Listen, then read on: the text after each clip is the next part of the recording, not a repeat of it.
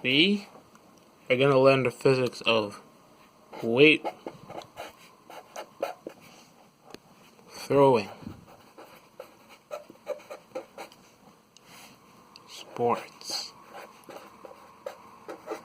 Weight throwing is a sport where players hold a weight extended from their body and spin until the weight reaches a high velocity. When the weight reaches a high velocity, the player releases the weight and throws it as far as possible, depending on how high the velocity reached. While the weight is in circular motion, the instantaneous velocity is tangent to the line of path, and the centripetal acceleration is towards the player. These remain the same magnitude during the motion and are always perpendicular to each other. That means forming a right angle.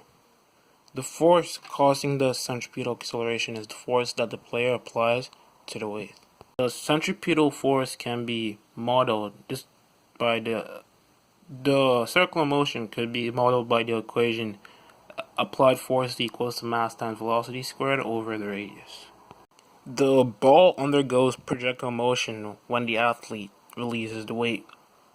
The initial velocity is the same initial velocity from the circular motion at the point of release.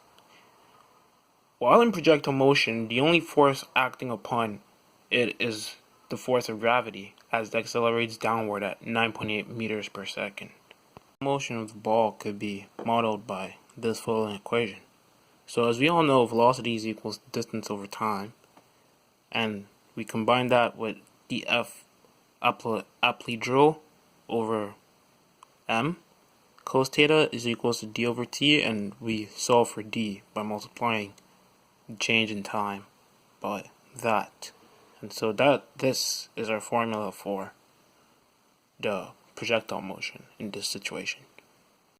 Now we are going to talk about the average force exerted on the ground during impact. When the weight comes in contact with the ground, it exerts a force into it. And in accordance to Newton's third law, the ground exerts a force back to the weight because every force must have a corresponding reaction force. The force that is exerted upwards onto the weight can be found using momentum and impulse. Momentum is mass multiplied by velocity, and impulse is force multiplied by time, and also change in momentum. During weight throwing contests, the weight is often thrown into grass because it provides a soft surface for weight to land on. During the impact, the weight accelerates upward to bring it to rest. So I know you might not really have understood the explanation of the math, so I'm just gonna do it out here for your people. So first of all, we need to know that on impact, the weight will have the same total force regardless of the hardness of the surface it lands on. The soft ground is used to increase the time of impact so that the force is spread out over time, decreasing the maximum force.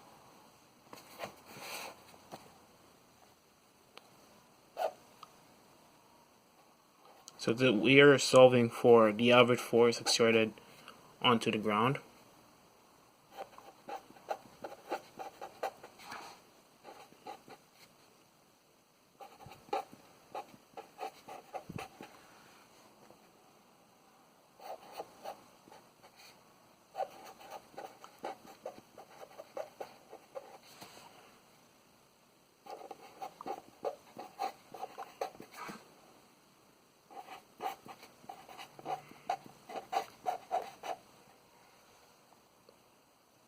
We know the final velocity is going to be 0 because the ball comes to a complete stop when it hits the ground.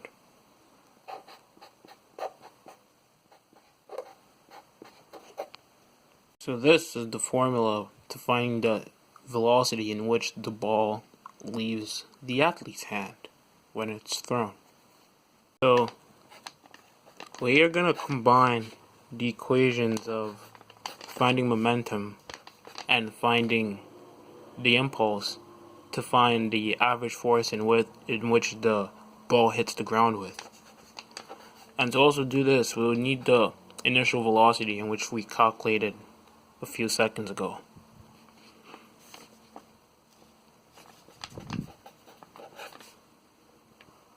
the change in velocity meant change in the final velocity subtracted by the change in the initial velocity.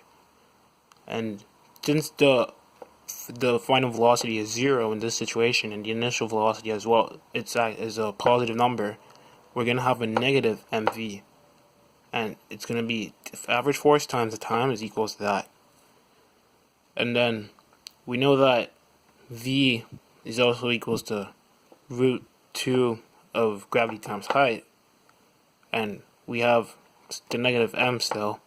And then we divide that by the time to find the average force in which the ball impacts the ground with. So thank you very much, and thanks for listening.